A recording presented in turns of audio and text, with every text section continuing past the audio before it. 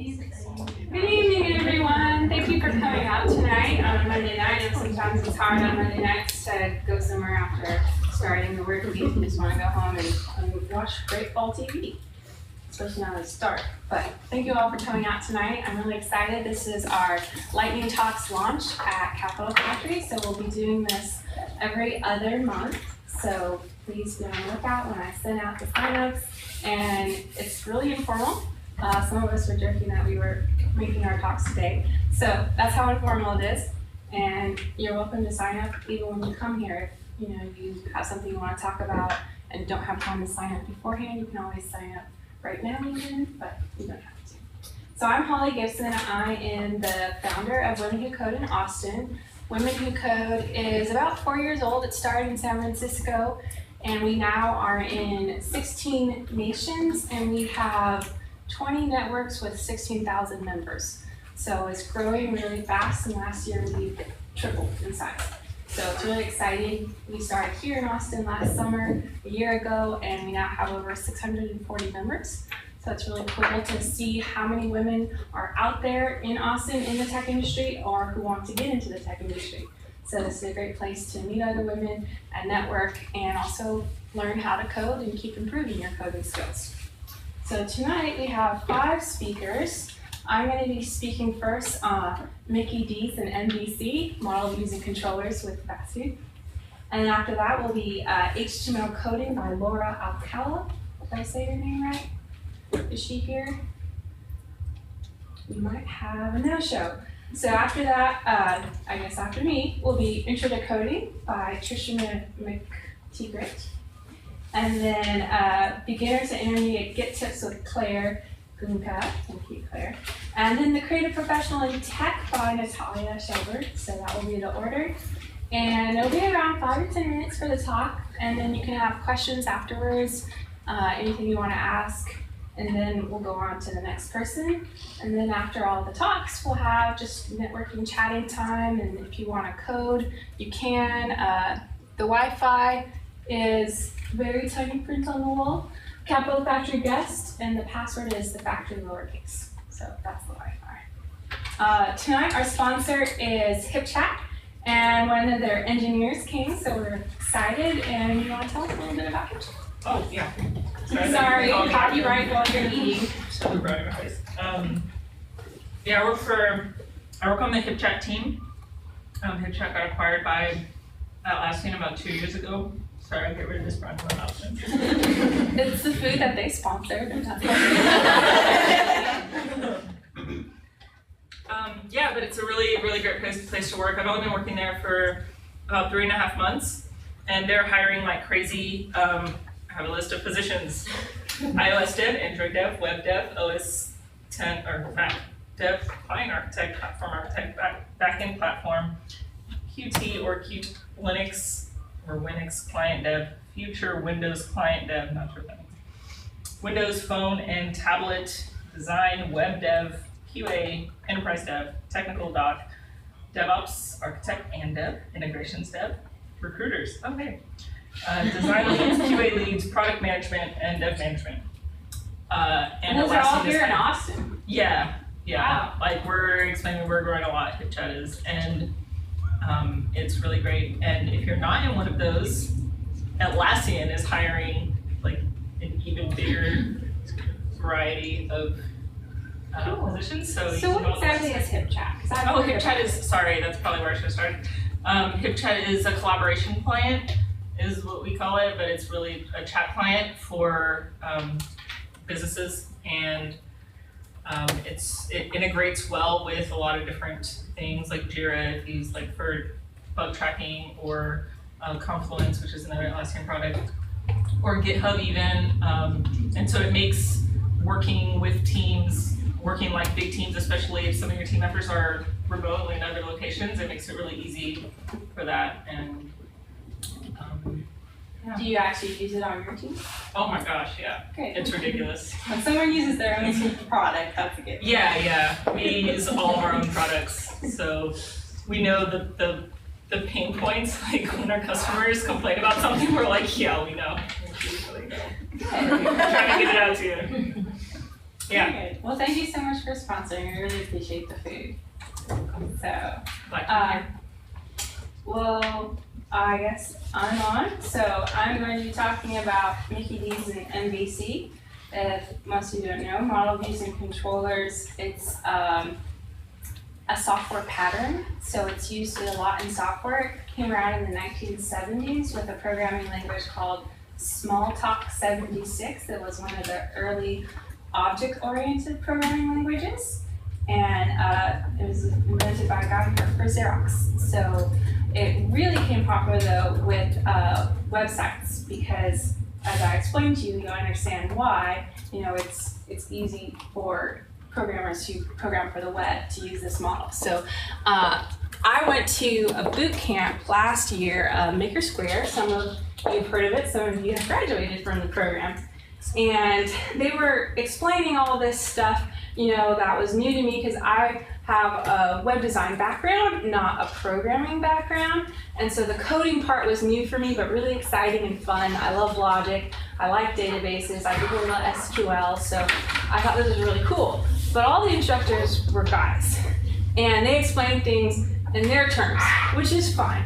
But I like things that are like an allegory or a story. So as they were explaining stuff, okay, how do I translate that into the real world? Because I don't know what the heck they're talking about. And so as they were talking about model views and controllers and like diagramming it for us, I was like, you know, I think I have a really good model for this.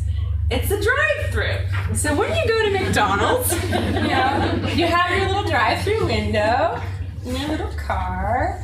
I'm sorry, I'm not a very good whiteboard artist. But you have your little car, and you have a smile, even though you're gonna kill yourself with fast food. And so, sorry, I don't actually eat at McDonald's. Taco Bellies are good, so I was really excited to get them. So anyways, so here you are in your car, and here's a drive-through person. Now we'll give them a little pat. Little person smile. Yes, it's gonna give you your order. So anyways, so you come up here, and in model views and controllers, well, I just said it, but model, and then you have your view, if you can spell, and then you have your controller. So this is the view, the window here. That's your view, and that's like your browser. When you come to a website, you have the view of the website, and so you're looking at it and you see pictures and fonts and videos and whatnot, and so that's the view. And so, you know, just like a drive-through, this is your view, and then you tell, you know, well, he doesn't have your order yet. You tell him, you know, this is what I want, and so he will, you know, radio back or whatever and say, you know, this is what I need. And so someone in the background, you know, goes running to get your order. So that person's off running to get your order. And this is the controller. They take input from the view, you know, the requests and things. You know, if you're on a page with a form and you type in information and you send it, that's a request. You know, it could be a query if you're on Google and you're searching for something. And so that request goes to the controller, and they go running off, you know, to get whatever you asked for. And they go running to the model. And so the model is the cook in the back slaving away over the stove. And so he's flipping burgers because he didn't go to code school. So there's the burger guy. And so he's the model. So the model is the one who takes the requests from the controller. They take all of the commands or the queries. You know, the command could be, you know, update something. A query could be give me this. And so that's the difference type of request. So in our fast food, you know, pattern, the view, you know, the order guy says to the runner, go get me the burger. So he goes running back to the cook. And the cook, you know, hands them the burger. Some people add on a database. So in my mind, the stove is the database. That's where all the burgers are kept. So, you know, he gets the burger off the stove, hands it back to the controller or the runner, and then he runs back to the view, and the view serves it to you. So that's model view controller. Any questions?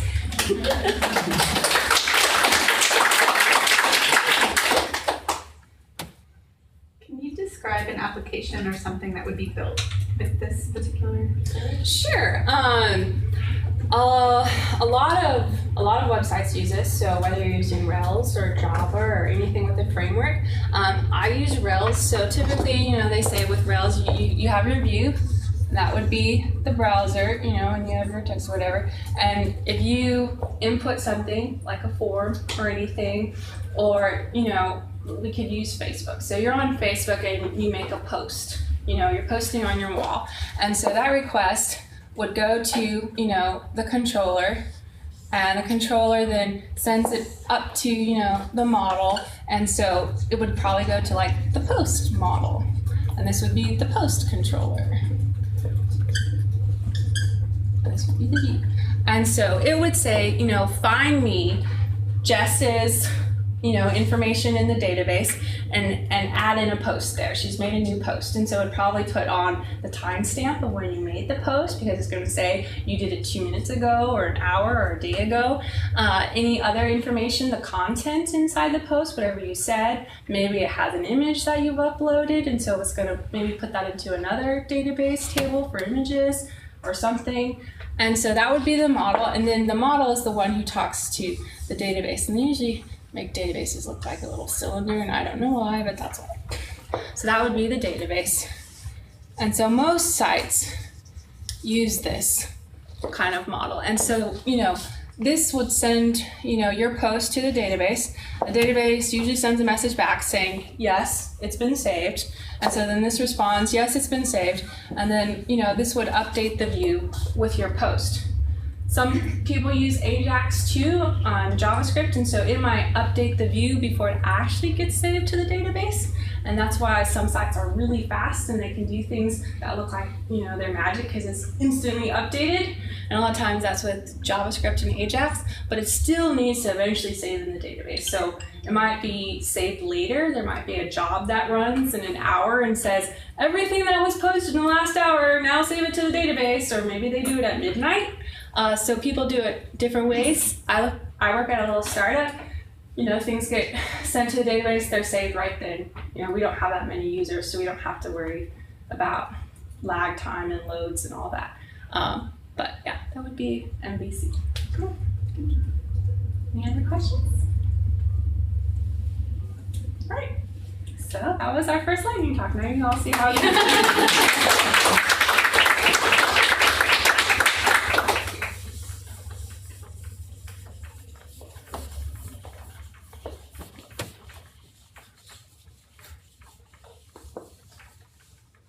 So I think next was Laura. Did Laura come? No? All right. It will be Trisha on Intro to Coding, creating your own apprenticeships and experience.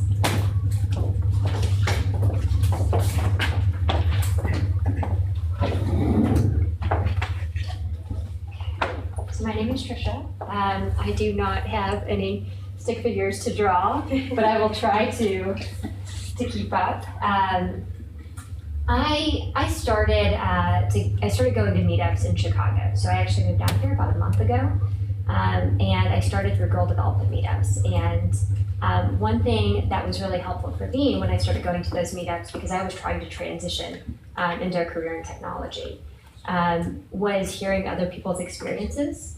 And I don't really know what the mix of this group is. I know some of the people I talk to certainly have experience in tech. They have made that transition. They're working as developers. Is there anybody in here who's a little bit newer, who's making the transition? Okay, good. So this actually applies to a few people. So for me, when I knew that I wanted to make the transition, my background was actually in finance and in marketing. And I grew up originally working with the hex editor when I was in middle school and tweaking programs. So I was a little nerdy. And in high school and in college, I made my way through by doing web design. And web design at that point, that was back in 2003, was nothing compared to what it is now. So we were still back in the HTML and CSS days and inline frames, and and it's just completely advanced from there. And so when I originally started college, I thought, okay, I'm gonna be a comp sci major. And if anybody has ever taken any type of comp sci class, I think especially as a female, it's a little bit tricky. You're probably maybe one of 3 women in there, and you may end up with comments that are not most encouraging. So I ended up in that position and said, you know what, I don't know that I can do this, and I'll just do finance instead, it's easy. Ended up in that area, ended up in energy, because I'm originally from Texas, and that was very easy to fall into. And realized it just wasn't my passion, I wasn't happy. So at that point, I was in Chicago. I started taking classes at Northwestern, and I started with Introduction to Java. And really, really happy that I started with Java, because anybody who's done Java, it's really a great foundations language. But when I first walked into the class, it was a female teacher, ironically, and there were 2 women in that class. I was one of 2, and the first question she asked me is, are you sure you're supposed to be here, because Psych 101 is up the hallway? And I thought, okay, all right, that just means I have to work a little bit harder, no problem. And it was a class that I really appreciated because we weren't allowed to use reference materials. So anytime we had tests, we had to write from scratch, and we couldn't compile our code. And anybody who's ever done that, it's probably the most frustrating thing you could ever do, because it's not really how it works in the real world. We reference all the time. But I think that extra challenge and just knowing that she thought I would fail really kind of pushed me forward in that class. And after that, I started going to meetups. I started kind of networking up there. And I thought, okay, this is great, but how do I actually make the transition? And when you look at it and you're looking at it from a resume perspective, and you're going, okay, I've taken some classes, I kind of know what I'm doing, but how do I actually get in front of somebody? Because from a resume perspective, I don't look like I have anything. And that was my biggest concern. So for me, I decided to make the transition to Austin, decided to kind of go all in. I think that's probably the biggest thing in transitioning to tech, and Holly probably knows it because she did MakerSquare, so did Claire. If you're gonna do it, I think you have to really commit to it. I think it's hard enough as a female in tech to present yourself to people and get them to listen to you, get them to take you seriously. So I think if you're going to commit to it, you really have to go all in. And for me, I looked at it, and initially I thought I would do the MakerSquare part-time program. Now, does anybody in here know what MakerSquare is? Kind of, has anybody heard of it? A few people? So MakerSquare is it's a boot camp, a coding boot camp, and they've kind of popped up in tech areas. So they're in like Chicago and San Fran and DC, and MakerSquare popped up in Austin. And really cool that it popped up in Austin. There's been several others that have come up, like Austin Coding Academy, I think Iron School, yeah. There's been a few of them that have popped up. And the really cool thing about them is I think they allow you to make that transition maybe a little more successfully, because you can kind of jump into the program, say, okay, I'm gonna commit myself for 4 months. And this is what I'm gonna do. I can actually take that time off as an adult, maybe. I think we all struggle there. And I think I can make it work, but I'm gonna commit myself. And so initially I saw that opportunity and I thought, well, can I really afford to do MakerSquare? Probably not. So I thought I would do their part-time program, which is significantly less. It's about 1/3 of the cost. But I wasn't sure what I would do to supplement that. So I started looking at apprenticeships. And I think that's been the one area in tech that there aren't a lot of open opportunities there. And what actually made me come up with that idea was Holly. So Holly is really good at sending out emails. I don't know that people always read the emails that go out from meetups, but I really encourage people to. I think they kind of get lost sometimes in junk mail. But Holly actually had introduced a woman who was looking for people to teach coding camps. She had hired 2 UT grads, and they both failed on her last minute. So she had Java, she had Python, she had JavaScript, she had HTML, she had several coding camps that were a week long. And I thought, okay, I know enough about Java, I think. I've never taught Java, especially to 12 to 18-year-olds, but what do I have to lose? You know, it's not like they know anything coming in anyway, I'll be fine. And I was really looking to resume build, so I called up the woman who was hosting the camps and I said, hey, I know Java, I can be available. If you're still looking for somebody to fill the spot, I'll fill it. And she said, yes, please come do it. And spent a week there, built a connection, I was able to throw it on my resume. And after that opportunity, I really started seeking out apprenticeships. So I started talking to startups. I started talking to people in tech that I knew, and I said, what can I do? Can I come work for you for free? Just let me see what you're doing. Let me contribute where I can. Let me just code. Let me have projects to work on, because that was probably one of the biggest areas that I was lacking. And I think if you decide to pursue classes at a community college, if you decide to do Pluralsight or Coursera or Lynda, which I do all of those, I'm kind of crazy about online education. They're really, really great, but they give you, I would say, textbook experience. They don't really give you that real world experience. So I think coming to these meetups, I think talking to startups, it's when you go to the hackathons, people often assume that they don't know enough to be valuable. And if you go there, if you're talking to startups, oftentimes they're willing to let you just kind of come in and watch, come in and code. And most of them are really willing to give you the opportunity. So talking to those people and networking, just asking, can I come in? Can I watch what you do? Can I code with you? Can I learn from you? And watching the emails, looking for opportunities, even if you don't think you're good enough, put yourself out there. And then, you know, for me, I ended up deciding to do the MakerSquare full-time program. I actually start in 2 weeks, so that's a little scary, a little crazy, but it's good.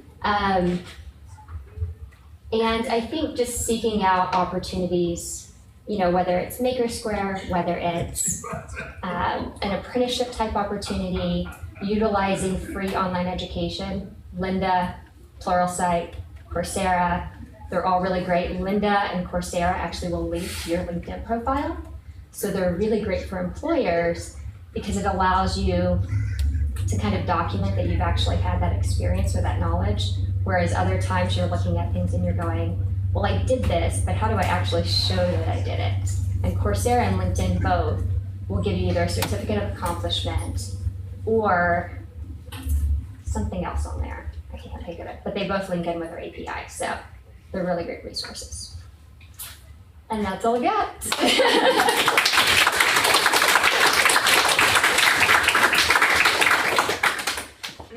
Resource is Udemy, and they actually have certificate programs, and if you can afford to do them, they have all of the videos and the resources open, so you can just download everything and watch the videos without signing up for the certificate, but if you want the certificate, you can pay for it, so that's another great resource. Next we have Claire, and she will be giving a talk on beginner intermediate Git tips. They forget. I did steal a little time this afternoon to make a few slides. I also made a presentation today. But mostly because typing and talking is hard. Can you use AirPlay? Yeah, it's on there. Just isn't. We might have to drag it over to that screen, from your screen to that screen. There you go. There it is.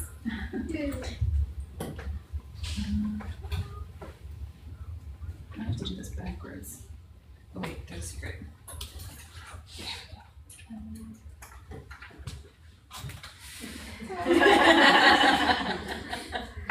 There we go. I did not do dental school where they like teach you to do things like upside down and backwards. Anyway, Git tips. My name is Claire. I just wanted to share a couple of the things that I've learned about fun things you can do with Git. So I'm assuming you've met Git, you've maybe like made a few commits, you've maybe pushed something somewhere. and it's maybe lost that like element of terror, and you're looking to like experiment a little now. And so the first thing that I got really excited about learning is making your own Git aliases. And so I'm just gonna walk through how you do that real quick, and then tell you why I like them.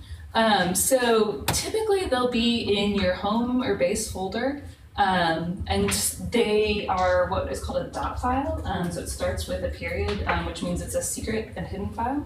And I should have said earlier, this is mostly based on Linux, Unix type systems. If you're using Git on Windows, I unfortunately can't help you a lot, but I'm happy to help Google.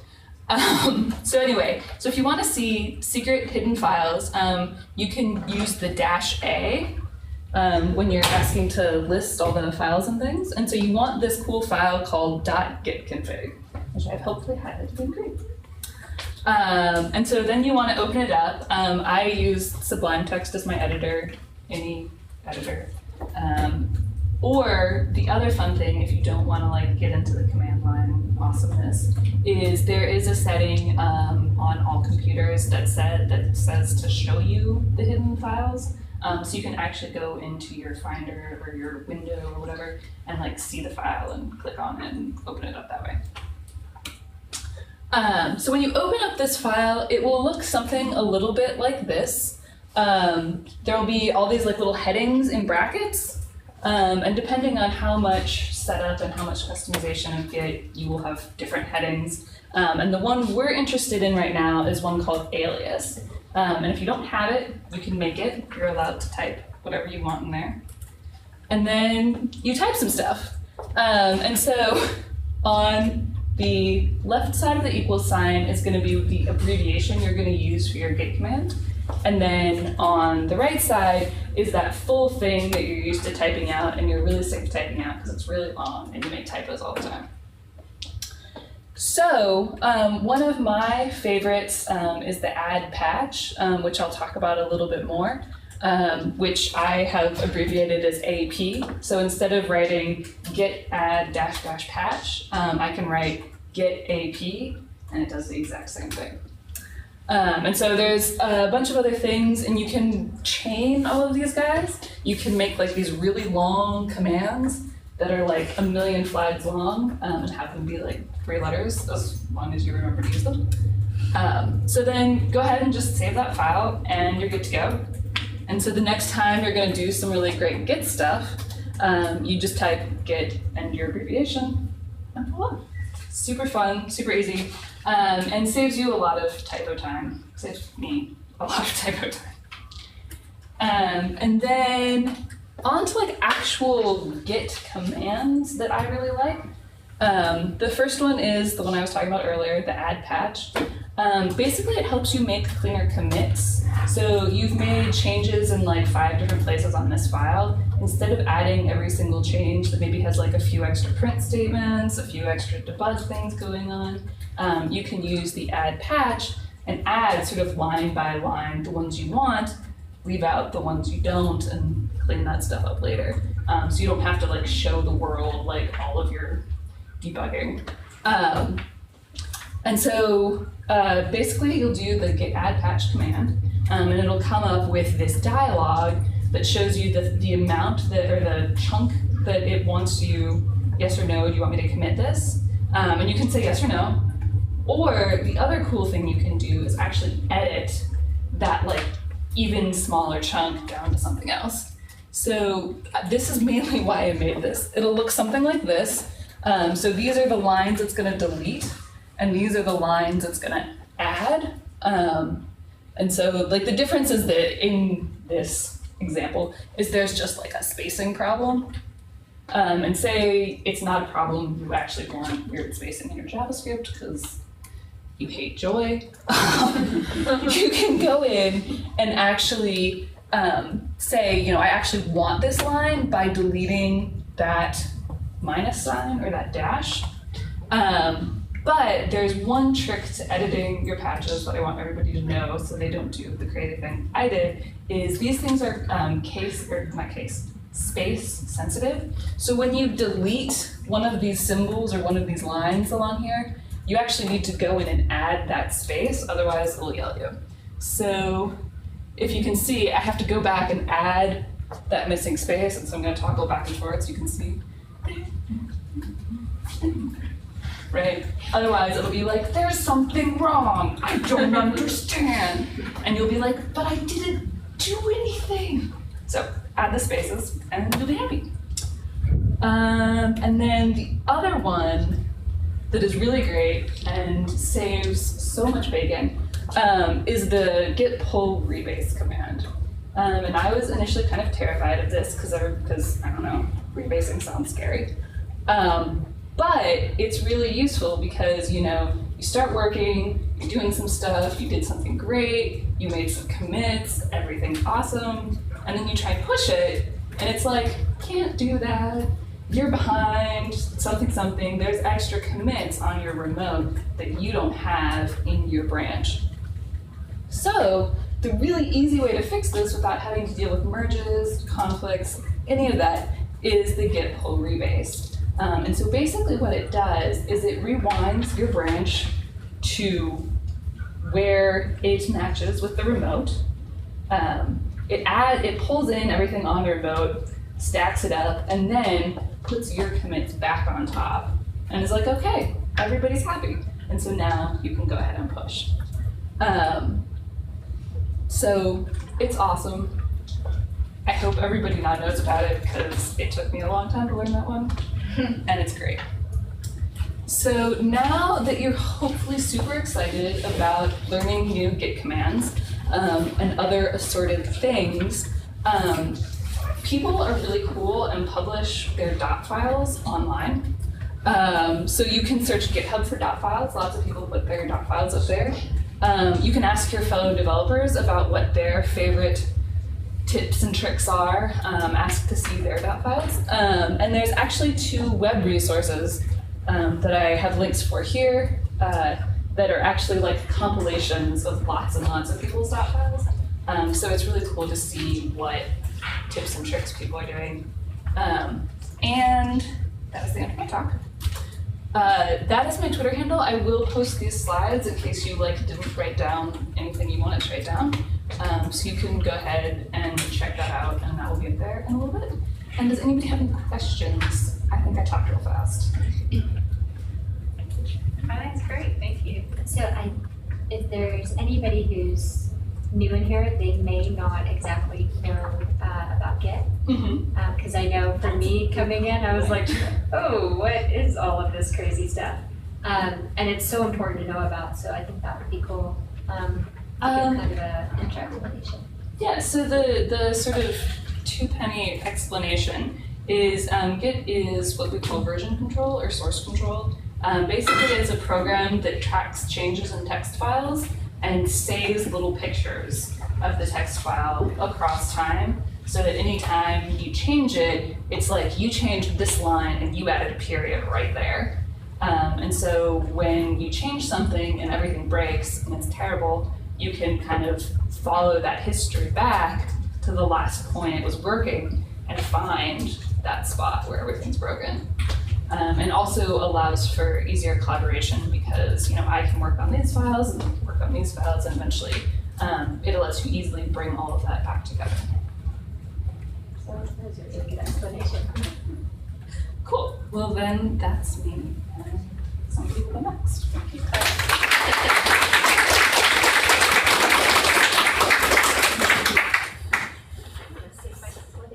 So next is Natalia Shelburne, and she's going to be talking on the creative professional in tech. If it plugs me in. Like I worked on some slides. Maybe. Who wants to learn how to use this remote? Sorry, Holly. It's plugged into something that does something. I don't have AirPlay set up on my computer, I don't think. Okay. It's old. In the meantime, there's good wine. Really great talk with wine. They have 5 controllers. Yeah. I can talk about Velma real quick. Oh yes. Yeah. This is Jess from Velma magazine. Everyone read it because I wrote something in it this month. So. I'm gonna look at this. Hi. I'm Jess. I'm the founder of Velma Magazine, and Holly is one of our contributors this month. Probably no. It's Austin's first Women in Tech publication. So we want to hear from you guys, basically. If you have an idea for a story, what's really important to us are stories not only from the broad spectrum of women working in tech in Austin, but also the diversity that we see in the room right now. And I think that's really important to capture and showcase about Austin, because it's kind of unique and awesome about Austin. So if you have an idea for a story, or you want to just learn more about Velma, come and talk to me. I've got cards, so you can contact me after. You good? Not yet. We're gonna get Is there any questions about Velma? Or Holly's awesome article? Well, I want to talk about She Hacks. Oh, Next month, December, you're going to be doing She Hacks ATX, and that's a really awesome opportunity to work on your skills, just like Trisha was saying, go to Hackathon. It's doing something. Yeah. Go for it. Okay. Yay! Oh, okay, I'll be fast. So She Hacks is basically how I got started into Velma. So what I put together is a special event. We invite women founders of tech startups in Austin to get paired up for the day with coders and designers. We're actually experimenting with inviting men this time. Very controversial. But I've just sort of, immersed myself in trying to maybe solve this issue of, why there aren't more women in tech. And I feel like, if we really want to solve this problem, men are part of that solution. So I want men to experience what it feels like to be a minority in a room full of women. So please encourage your male coworkers to join up, and please do join up yourselves, because I think it's going to be a lot of fun. And it's here at Capital Factory, December 6th. We have an intro on the 5th where you'll get to meet the founders, hear about the projects, pick the team you want to be on. We'll code all day on the Saturday, and then on the Sunday we'll hang out at Soma Vida, which is a really cool co-working space up on the east side, and do some yoga. And just enjoy the fact that we worked really hard. So come and talk to me after, and Thanks, Rudy. Hi, I'm Natalia, and don't worry about the small font. It's just my name and things like that. So I want to talk to you really quickly about the creative professional in tech, and let's just dive into the problem. Problem one with tech is there is so much to learn, and it moves really quickly, and you may find yourself saying something like, how am I ever going to catch up or keep up with everything? And if you've never had this problem, I'm impressed and I'd love to talk to you later. Problem two is I'm really bored. I am stuck implementing and not getting to do any of those awesome creative things that you get to see on the internet. And you might find yourself wondering if you're wasting your potential just implementing stuff. So, oh God, this sounds like a pep talk already, and it's not, I promise. But before I dive into all these amazing solutions in just 5 short minutes, I just want to kind of backtrack. This is a very tiny picture of my art studio that I have now left. And one of the things that really amazed me was how easily people labeled me as a creative designer, and how easily they dismissed themselves as being completely not creative. That was incredible. If you think that I'm talking to maybe the person to your left when I am addressing you as creative professionals, you're completely wrong. I'm talking to you because creativity does not equal art. There's no dibs. Creativity only exists in design. It's actually just as important to be a creative thinker in every domain, just as it is important to be a critical thinker or know your way around some logic. So dispel this myth that creativity equals art or design or anything like that. So back to the web as a creative medium. You are creating professionally, so you are creative professionals. That's established. That was a little pep talky, but we can move on. So I'd like to share just a really awesome theory for professionals, honestly, in any domain. And this is coming again from my background. I got my master's in talent development, which is basically a fancy way of saying how people learn to be creative masters at things, which was really cool. And I'm applying everything selfishly on myself. So I want to introduce this awesome theory thanks to these awesome psychologists who have really cool names. Lev Vygotsky and Mikhail Csikszentmihalyi. And thanks, science. We're going to go through this right now. So one of the things you've heard of, if you've ever heard yourself or someone else say, like, I am in the zone, like I'm in it, I'm feeling it, that's actually probably referring to Lev Vygotsky's zone of proximal development. And he was born in the 1800s. So this has like been around for some time. So that's why I'm assuming like this is the one they're talking about. And that's the difference between what a learner can do independently and what he or she can do with more capable guidance. And it's like, what is this zone? Well, Vygotsky drew us a map. Here is the zone, and I can just explain it really quickly. On the x-axis right there is this level of competence from low to high. On the y-axis, it's like level of challenge from low to high. As you can tell, up there is the anxiety of all the things you cannot do. And when you're a beginner, it's just all anxiety, I guess. And then right there is the boredom and what you can already do independently. That's right there. And if you're a professional working at the top of your game, you might find yourself bored with a lot of things. And right there in the middle is this lovely just zone of proximal development going straight up. And so this is a pretty accepted model in social psychology and learning psychology. And a lot of stuff is really based on this guy's research. Like, kids learn with play. That's why it's good to have fun with things, but not too much fun, so you're still learning. So where does this take us next? Well, what about the flow?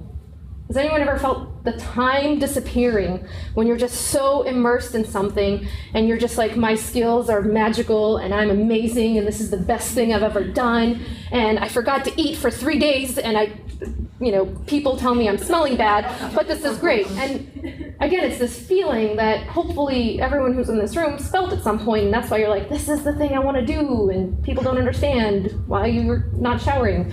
But this is actually also a real coined term, like in the dictionary, by Mikhail Csikszentmihalyi. That's actually how you pronounce his name.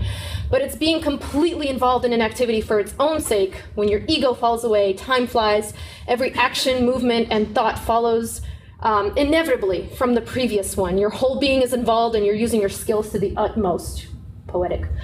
So now I've just thrown these two unicorns in the room like, hey, this beautiful feeling you might get sometime, but only if you're really passionate and really inspired and it just comes to you. That sounds a lot like what a lot of creative people say. I'm just so talented and gifted, and it came to me. I must think so differently. Well, Csikszentmihalyi also drew us a map to the flow. It looks the same. Right there, this guy, completely years and decades apart, also after years of research and study and dedicating his whole life to it, that's the model he came up with. There's good old panic and anxiety, and good old boredom based on degree of challenge and skill and confidence level. Great. It's the same thing. So how does this actually help you other than to think like, I'm just going to be spending my life in this panic and boredom sandwich, just stuck forever? That's not what it is. Boredom sandwich. Boredom panic sandwich, sorry. That wasn't part of my talk. I just came up with that. So that's what I'm here to kind of dissect with you, because this is the good stuff. You remember problem one. This is what problem one looks like in this model. It's when, that day you see something amazing, you're like, oh my God, look at all these awesome things. You open up every tab in your browser, you're like, I'm gonna dig in and I am gonna learn wow, look at all this stuff that just came out. And by the third tab, you're just kind of nauseous and like, I quit because everyone's better than me, I'm horrible, and the panic and anxiety take over, you're lost, and your skill actually probably diminishes because you're panicking. Then there's problem two, the problem where you're like, I'm so bored, I don't think this is where like you're kind of going along, and then you might do something that's just outside of your comfort zone and think, no, this is the way it's worked for me. This is the way I want to do it. Like, I am so good. I had my zone. I'm sticking to it. That's what that looks like. You're going to plateau your skills immediately, because if you do what you've always done and you don't keep challenging yourself that way, that's what it looks like. So if you find yourself really bored, you're probably in this situation, problem 2. So what is it actually supposed to look like? Like when someone asks you, what are the steps to becoming a professional in this field? In this model, they actually draw it like this. These are the steps. Just it's a picture. You find a challenge that's appropriate for you, that doesn't send you in a complete panic, and you immediately implement it with something you can do. You have to pair those skills. You talk to a mentor who's really, really good at stuff, and maybe you collaborate a little bit. You hear maybe a talk today about all this cool stuff about Git. Maybe you go home and actually try to rebase and pull some stuff and experiment with that. But that's what it looks like when you want those steps. So back to this. Back to a little bit of the art stuff. I had a lot of students who would have the whole, like, I'm never going to be amazing at art. I had a lot of students who said, I'm never switching from drawing with anything but Sharpies. This is it. Like, I'm never touching digital media. Nope. And then there's the kid who just kept mixing the paint and just kind of going and just in the corner, like, I don't know, I'll try this and see what happens with it. And those were the ones who really just ended up just taking off. But at the same time, maybe you've already said it in this room. Maybe you've asked it, how do I get good at this? Like, how do I, and you've heard the answer, just do it. You just gotta do it. And you just gotta just apply yourself and just do things. And that sounds like a tough thing to hear, especially if you're a beginner. But what it's really important to keep in mind is, just like in art or design, where it is you create something, when there's a product and there's like your work translates into a product, and it's not like, textbook knowledge like you said, that's actually called procedural knowledge. And that's a different kind of knowledge than textbook knowledge. Just like you can't learn to mix colors by reading in a book, you have to learn by doing. That's the actual answer. And so when people tell you this, or when you tell people that, like, they're actually being like, no, it's just how you do it. So just tying it back to being a creative professional in tech, you just kind of want to find that zone or get in your flow and start taking those steps with projects. And everybody has a different flow, but it's really, a lot of it is identifying where you are on that map. If you find yourself panicking, just implement something you know how to do and just take it to small steps there. Or if you're really bored, how about, you've got your skills. Be aware of your skills and have challenges for growth.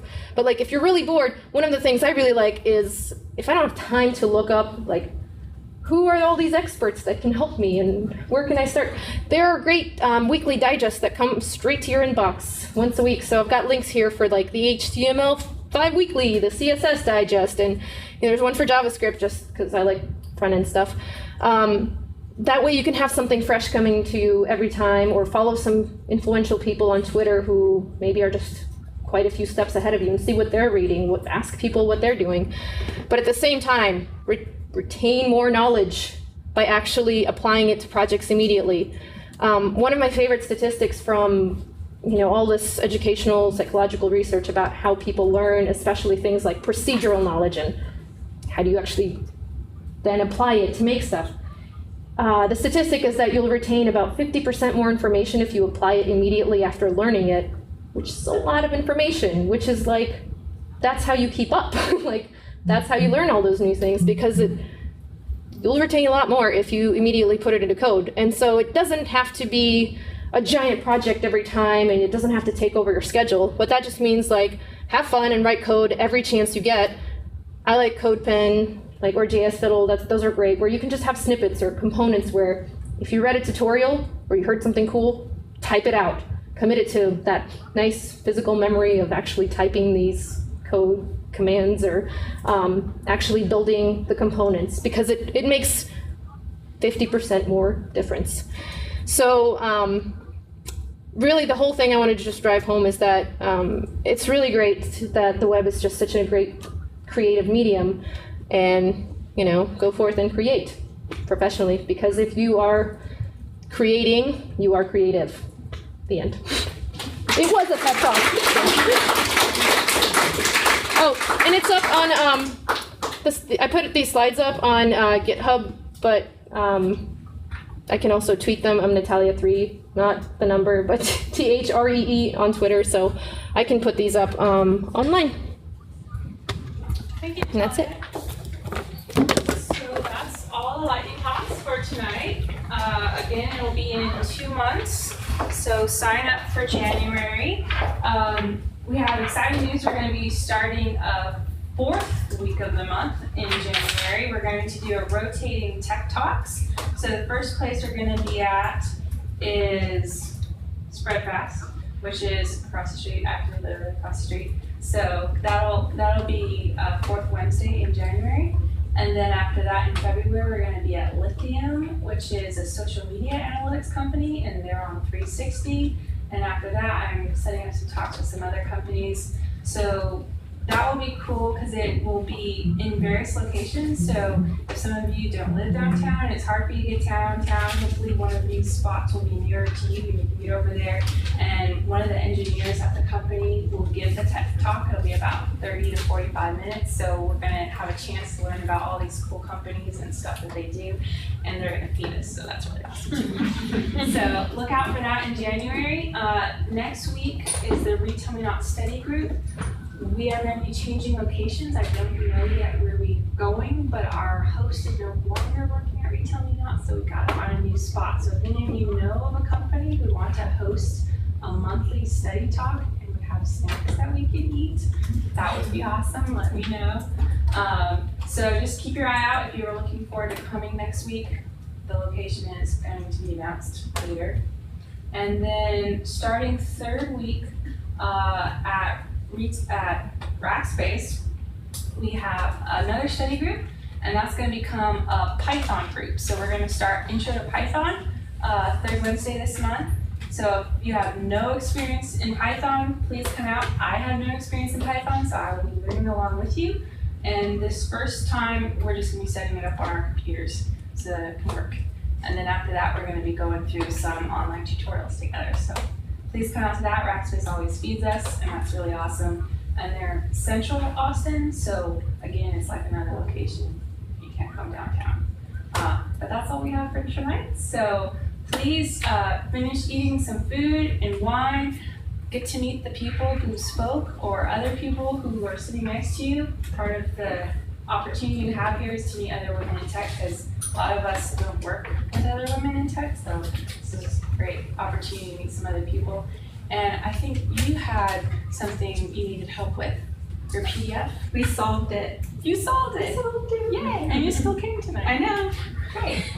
So, and that's the other thing. If any of you have any problems with anything you need help solving, we have a great collaborative group here who might know stuff that you don't, and just ask them. So that's all. Thank you for coming.